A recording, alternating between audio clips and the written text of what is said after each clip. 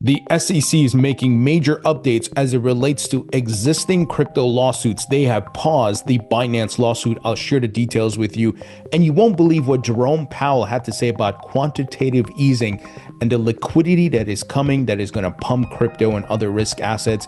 And Goldman Sachs has gone on a Bitcoin ETF buying spree. The numbers are ridiculous. I'll give you the details. Let's get into it.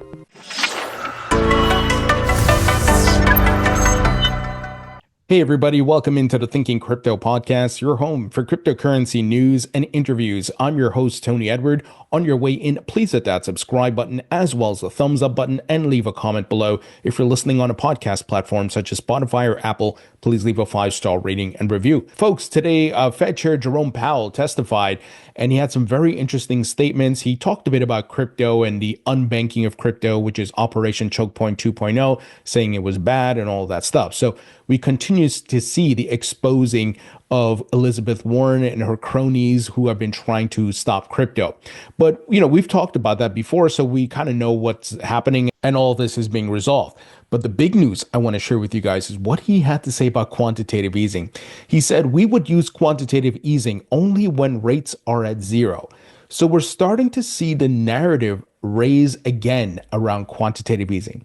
What have I been telling you guys for the past 2 years? We are going back to money printing. This is the boom and bust cycle. This is what the central banks do. And this is why you want to position yourself in assets and especially crypto, because as Paul Tudor Jones said, it is the fastest horse in the race. Nothing gives you returns like crypto. And they will continue to print money and debase the currency, which of course steals your purchasing power, meaning the money in your bank loses value over time. But if you put some of it in assets, you can outpace that debasement and grow your wealth. And just the other day, I told you guys that it looks like QE is on the horizon because the Treasury General account that is on its way down and they could inject about $800 billion. Well, here, Kevin Malone highlighted that the Federal Reserve's reverse repo facility hit their lowest in 1,392 days today. He says, do you know what's coming? And a lot of people are highlighting QE. Now, James Lavish said, likely an acronym that creates liquidity, and the Fed claims is absolutely not QE. So what does he mean by that? They may not call it QE. They're going to give it a different name. But at the end of the day, it's the same thing. Inject liquidity into the markets, move from quantitative tightening, and they go back to quantitative easing, printing money, injecting liquidity, buying securities like they were doing before they started quantitative easing at 2022 or the end of 2021.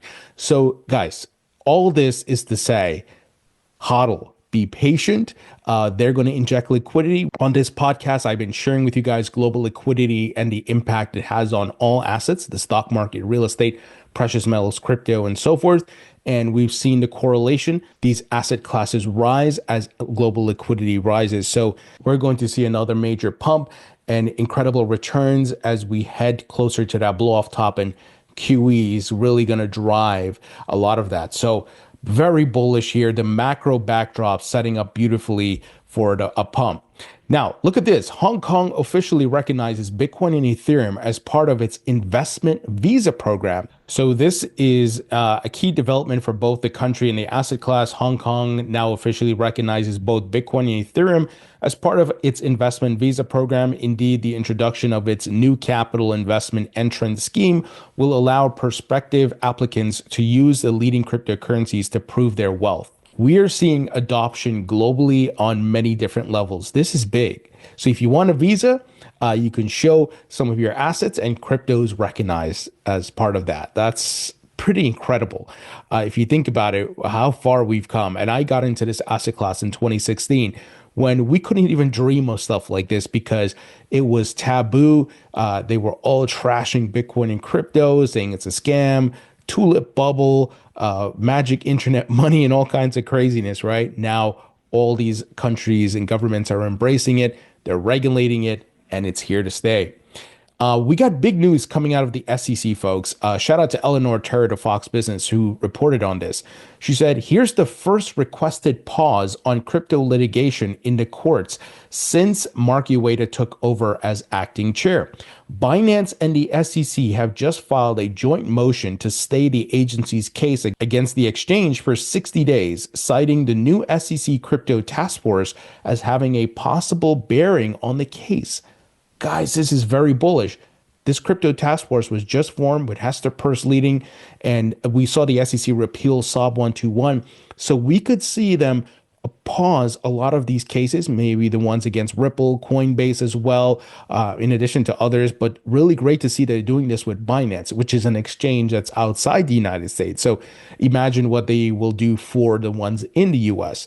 So very big news. And I think this makes sense as Chair Paul Atkins has not been put into office yet. He will be soon. And I anticipate they're going to drop a lot of these cases, especially the non-fraud ones and ones that really make no sense. It was all scumbag regulator Gary Genser's nonsense and his doing, following Elizabeth Warren's orders.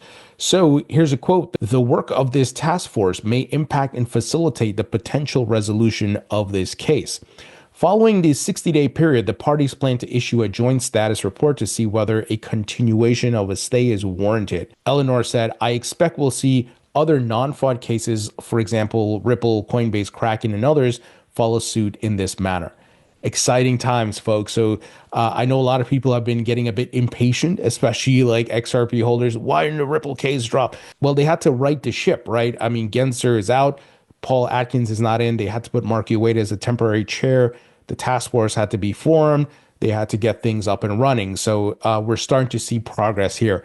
Very bullish, guys. To have all these things moved out of the way is going to allow more capital to come into the market and more people to invest more confidently, because they don't have to worry about the SEC coming in with some nonsense lawsuits or Wells notice or whatever, the things that happened over the past 4 years. So this is incredibly bullish. Shout out to Hester Peirce, who's heading up the task force. And you guys may recall, I just interviewed her about a month ago. Now, big news from Goldman Sachs. Goldman Sachs doubles down on Bitcoin ETFs, boosting holdings to $1.5 billion in Q4 2024. So they continue to buy more Bitcoin ETFs. Remember, they're a bank. They couldn't touch crypto directly, but with the recent repeal of SOB 121, they will be able to. So as of December 31st, 2024, Goldman Sachs owns $1.27 billion or 24.07 million shares of BlackRock's iShares Bitcoin Trust. So they're primarily buying BlackRock's ETF, but I think they also bought Fidelity. Yeah, it says here, Goldman Sachs also upped its holdings of the Fidelity Wise Origin Bitcoin Fund, owning $288 million in FBTC, which is about 3.5 million shares. This is a 105% increase in shares from the previous period. Incredible, guys. And the increase for them on the BlackRock side is 88%. So as you can see, there's appetite on Wall Street for this. And as mentioned, the repeal of SOB 121 allows them to now hold the assets directly. They don't have to go via the ETF route. They can go buy Bitcoin and other altcoins and hold it and custody it directly. It's no longer going to be a liability on their balance sheet. The other factor is the FDIC said just last week they're going to roll back some of these restrictions. So with the insurance aspect also being updated, expect these banks to ramp up this year. You could see them launch their own stable coins, launch their own ETFs and other financial products. So we're going to see a big boom because, Goldman Sachs, JP Morgan, all of these guys, they're not going to sit around on their hands. They are going to jump in. They want to make more money. They have been losing out on revenue because a lot of capital has been leaving the TradFi products and going into crypto. That is why many of them lobbied Elizabeth Warren and Gensler to attack the crypto startups.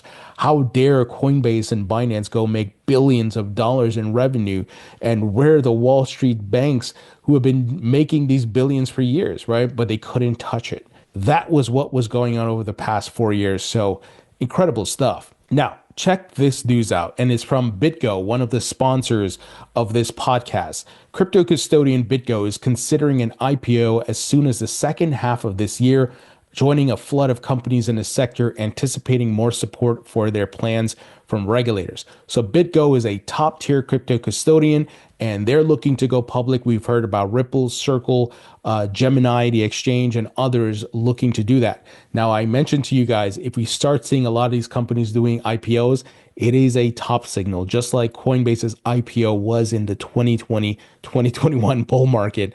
So we'll have to keep our eyes and ears open here and stick to our cash out plan, right? We got to be careful. But overall, good for the market. I'm just talking from a cash out and profit taking standpoint. We have to be on guard to make sure we don't let the bull market pass us. But guys, BitGo is a top tier crypto custodian. They're working with many big firms and companies in the crypto industry. 21 Shares, which issues Bitcoin and Ethereum ETFs, uses BitGo. Pantera Capital, that is Dan Moorhead, who was one of the first hedge funds investing in Bitcoin since I believe 2013, uses BitGo. Sui, the token project, uses BitGo. Bitstamp Exchange uses BitGo.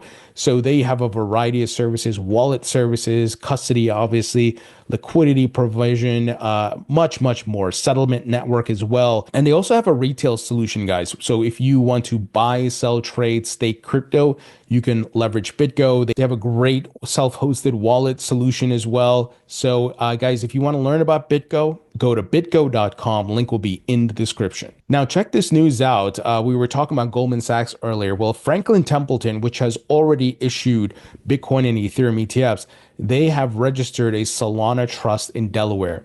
So it looks like they're going to file for a Solana ETF. So we're seeing XRP ETFs being filed for, Solana ETFs. We got Litecoin ETFs, even a Dogecoin ETF. We had an HBAR ETF as well.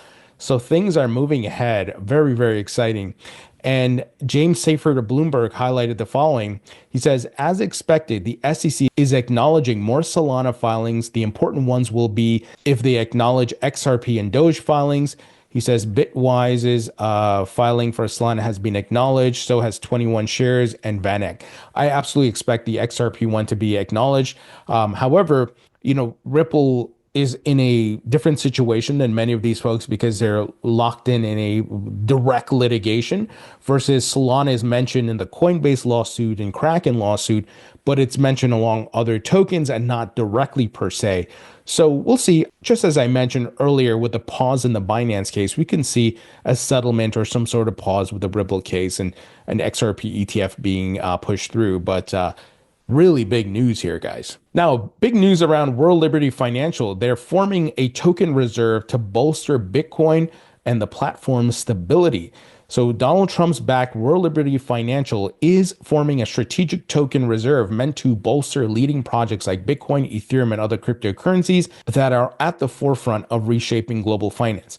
I've been reporting to you guys, they've been on a buying spree. They bought a ton of Ethereum, I think over 100,000, and their holdings is pretty huge. So the DeFi platform's reserve, dubbed Macro Strategy, will serve to help World Liberty Financial diversify its holdings. According to an announcement, they said they are engaging with financial institutions in hopes they will contribute tokenized assets to the new reserve. So we'll see where they go with this. I don't hold the World Liberty Financial token. I haven't used it.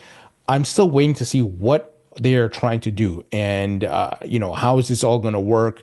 I want to wait and see. But interesting that they are buying a ton of tokens, and maybe it's to back their reserves in some sort of lending feature they're going to have, obviously enabled by DeFi, of course. So nevertheless, positive, but need to see more as to what they're trying to do here. Now, KULR, if I'm saying this right, KULR, requires another 100 Bitcoin for $10 million as its total holdings reach 610 Bitcoin. So KULR, or maybe it's KULR, if I'm saying it right, Technology Group has purchased another $10 million worth of Bitcoin. The thermal management solution firm's total holdings now stand at 610.3 Bitcoin.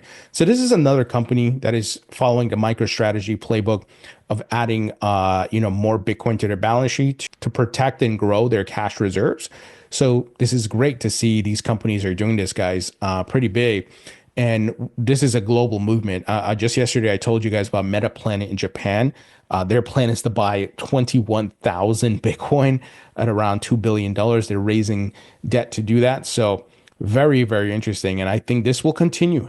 States are looking to make Bitcoin a strategic reserve asset in addition to the federal government. So this year is going to be big. If that Bitcoin strategic reserve bill is passed this year, which there's a high probability it will, that could send Bitcoin to 200,000 plus easily. Now, that's not a certainty. That's not a guarantee.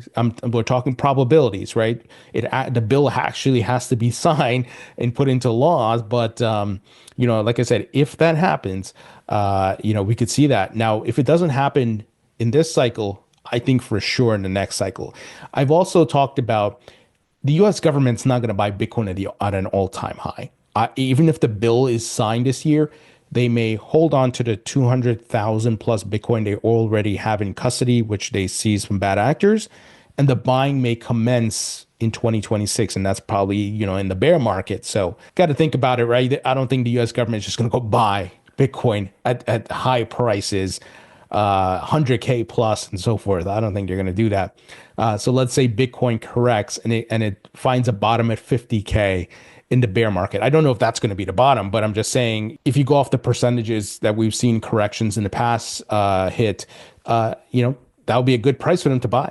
So just something to keep in mind. Folks, that's the news. Let me know what you think. Leave your thoughts and comments below. Hit the thumbs up button. And a great way you can support me in the podcast, folks, is by subscribing to my free email newsletter. It's on Substack. It's 100% free. Also, check out my book, Rethinking Crypto. It's available on Amazon in paperback and digital. And check out my course at mycryptocourse.com. This is a comprehensive course that gives you the full lay of the land for crypto from A to Z. Everything's explained and broken down for you. And it's on Teachable, so you can go at your own pace and you can share your login with your friends and family, do whatever you want. But what makes this course different from any other course out there on the internet, it features expert commentary from founders, CEOs, investors, institutional investors who are in the crypto industry. So you're going to hear them explain the different aspects of crypto. No other course offers this. Has videos, downloadable material, text write-ups, of course. So you pay a one-time fee for lifetime access. So check it out, guys. Go to mycryptocourse.com. Folks, thank you for watching and listening. I appreciate you all, and I'll talk to you all later.